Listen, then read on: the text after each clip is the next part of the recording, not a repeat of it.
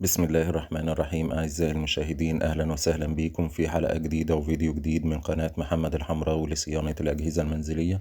النهاردة إن شاء الله بإذن الله هنتعلم حاجة جديدة في الغسالة الفريش الأوتوماتيك اللي قدام حضراتكم دي. طبعا الغسالة دي يا جماعة مشكلتها في زرار الباور، وزرار الباور بتاعها 4 طرف، وطبعا الزرار محترق زي ما حضراتكم شايفين كده. والمشكلة طبعا ان الزرار ده احيانا ما بيبقاش موجود، فبالتالي الغسالة هتبقى فاصلة باور تماما. فاحنا النهاردة ان شاء الله بإذن الله هنتعلم ازاي نعدل زرار 2 طرف بدل ال4 طرف الموجود قدام حضراتكم في الصورة ده.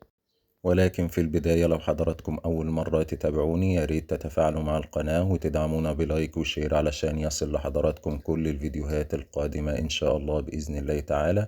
ده طبعا الزرار ال2 طرف اللي احنا ركبناه بدل الزرار ال4 طرف.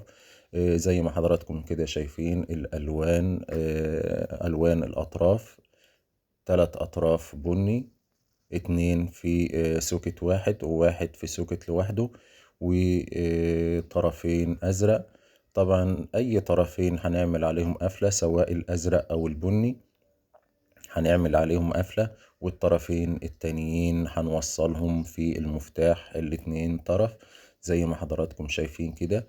كده احنا عملنا قفلة على الطرف البني، وبنوصل الطرفين الأزرق على المفتاح الجديد اللي هو ال2 طرف. وممكن طبعا ده انا يعني بعمل لحضراتكم تعديل علشان لو ما لقناش المفتاح ال4 طرف. زي ما حضراتكم شايفين كده ده بيشتغل مكانه عادي تمام. بنعمل قفلة على 2 ونوصل على ال2 التانيين، بس ما ينفعش نعمل قفلة على واحد أزرق وواحد بني، لازم نعمل قفلة يا على الأزرق يا على البني زي ما حضراتكم شايفين كده. وده طبعا وش الزرار من قدام بعد التعديل، شغال تمام. وطبعا ده كده بعد ما غيرنا الزرار واشتغل معانا. احيانا زي ما قلت لحضراتكم اوقات كتير الزرار ده ما بيبقاش موجود بنفس الشكل ولا بنفس المقاس ده، فبالتالي مش هيركب على الوش الزرار من قدام.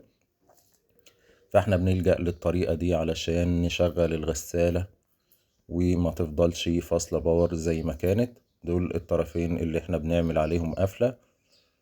طبعا المفروض ان احنا ناخد الطرف التالت كمان، ولكن كده كده الطرف التالت متوصل بالطرف من قدام، يعني كده كده هو واصل معاهم، لان الطرفين في طرفين بني الاتنين في ترميلة واحدة.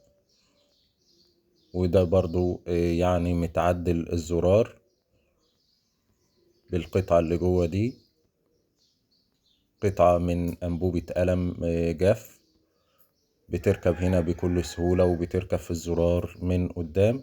ودي كانت حلقتنا النهاردة، أرجو إن هي تكون نالت إعجابكم، والسلام عليكم ورحمة الله وبركاته.